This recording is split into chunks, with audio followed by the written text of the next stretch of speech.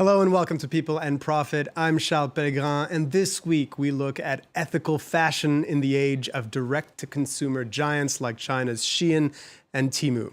These companies have been able to claim their stake in big fashion thanks to their business model based on ultra-fast design and production and incredibly low prices, all on the back of overworked producers who ship their goods across the world in light parcels.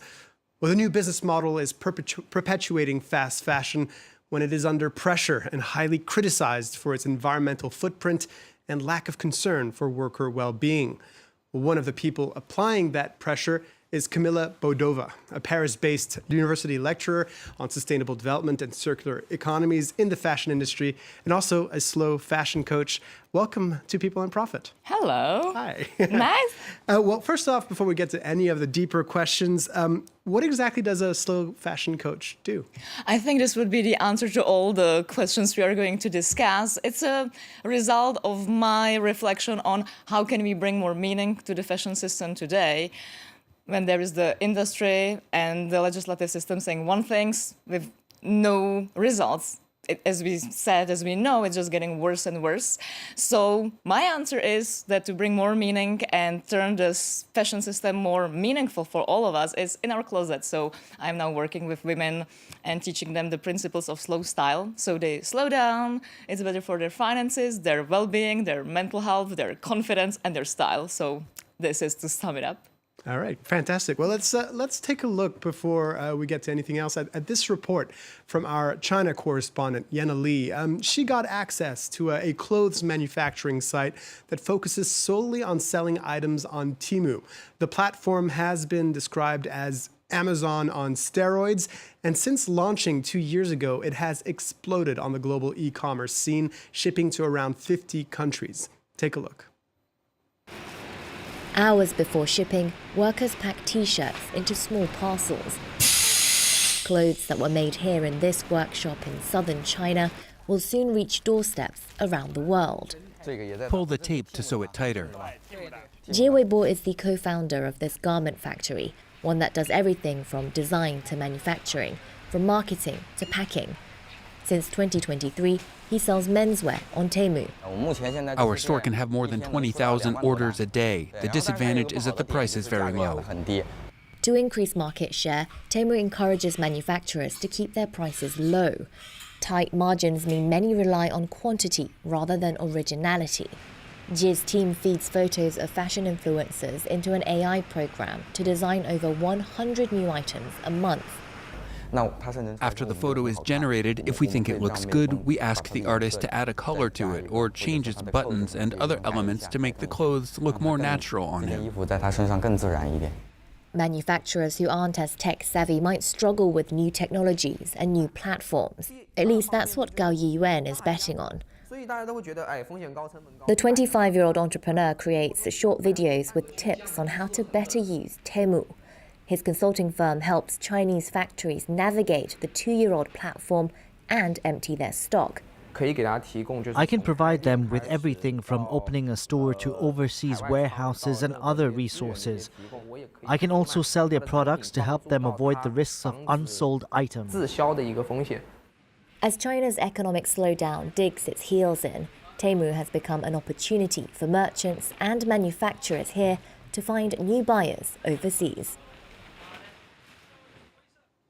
Yana Li reporting there. So, Kamila, looking at that report, what stands out to you?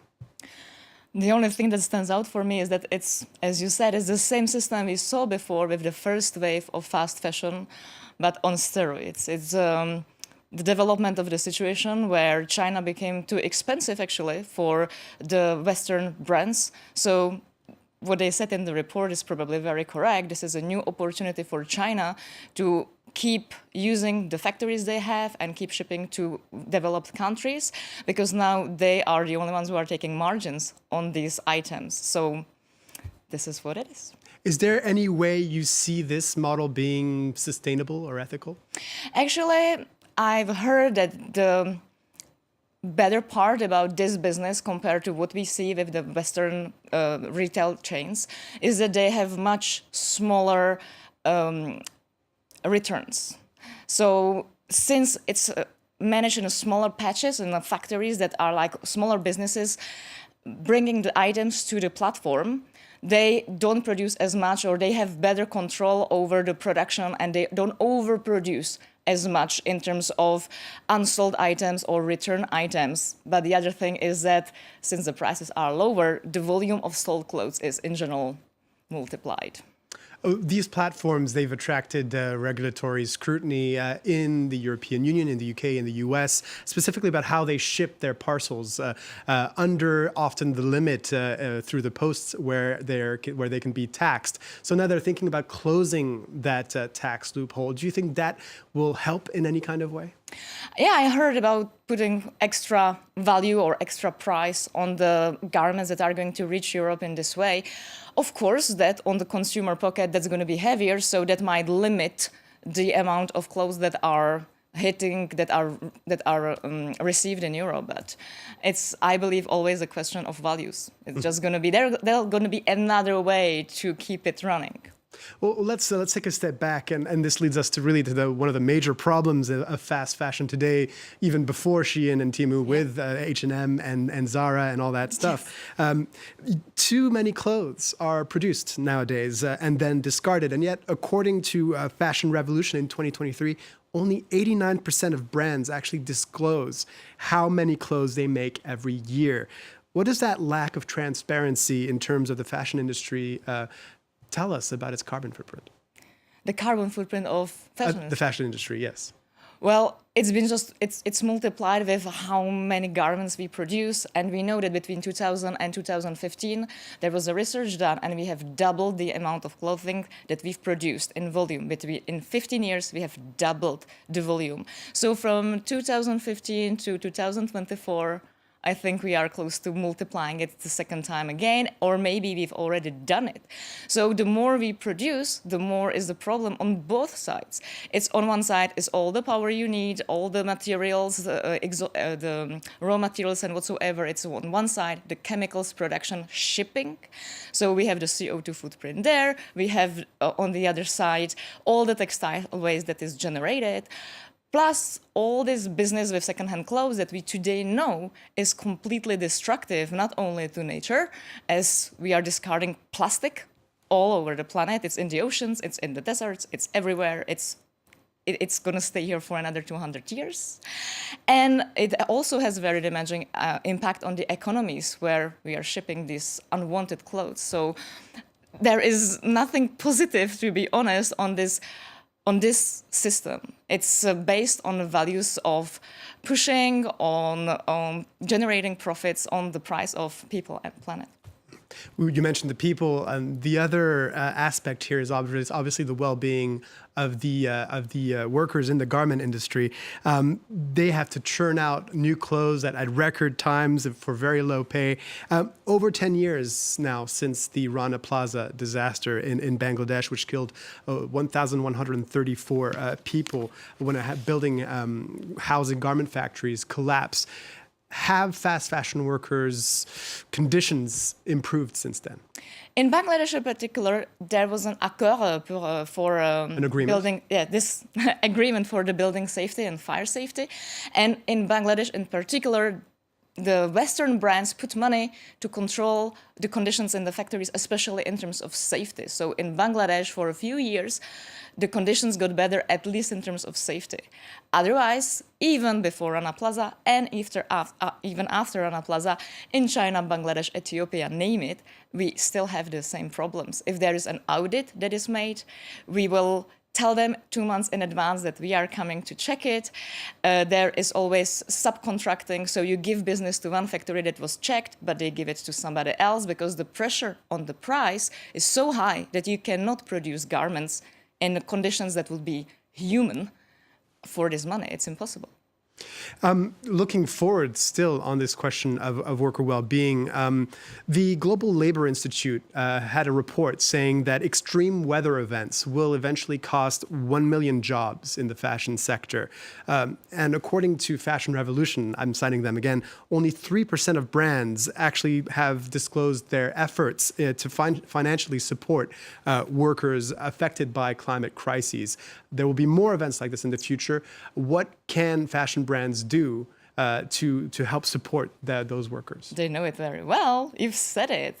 There are guidelines on everything since dozens of years. There's all the code of conduct and all the paperwork that you have to sign if you are a supplier of these brands. Or today, if it's China, if it's Shein and Temu, we have no clue, right? We have some standards in Europe that we tried to get respected overseas when it was the developed countries' brands that were only producing there. And it didn't work. Even by the time subcontracting, the audits, everybody had everything signed. How come Rana Plaza collapsed? The brand said, we never produced anything there, so how come they found the labels there? It was subcontracted. So we had, even before, no control. The papers are not going to save us. So it's a human aspect. It's the question of what is your intention with your business? Why are you making these clothes? Do you do it for people's well-being or do you do it for your own profit? This is the only question. The other aspect here is the consumers, and this is where you do a lot of your work, is training consumers to act differently in the marketplace. How can we get more people to adopt more ethical behaviors when it comes to fashion? I liked when you ask about the people, because people, we can talk about workers, but the question for me years ago was, does this system actually work for the consumers? As much as we don't consume fashion, we are users. We are not eating fashion. We are using fashion. So just this is somehow giving you a weird idea of like, I consume it, I buy it, I discard it. But the users, the clients of this fashion system, do they actually benefit from this? And if you look closely at it, we don't. Because we are pushed to spend money we don't have. We are pushed to constantly feel I am not good enough, I am out. We are constantly under this pressure. Also, the quality of the clothes we are buying is in the end messing up our air, our water, our environment. It's all in the closets. Well, fashion is not just skin deep. Kamila Boudova, you are a university lecturer on sustainable development in the fashion industry, also a slow fashion coach. Thank you so much for being with us on People It was a and Profit. pleasure, thank you. That's all for this week, unfortunately, but you can catch up on old episodes by looking up People and Profit on our website or app or the podcast platform of your choice. Thank you for watching and stay tuned.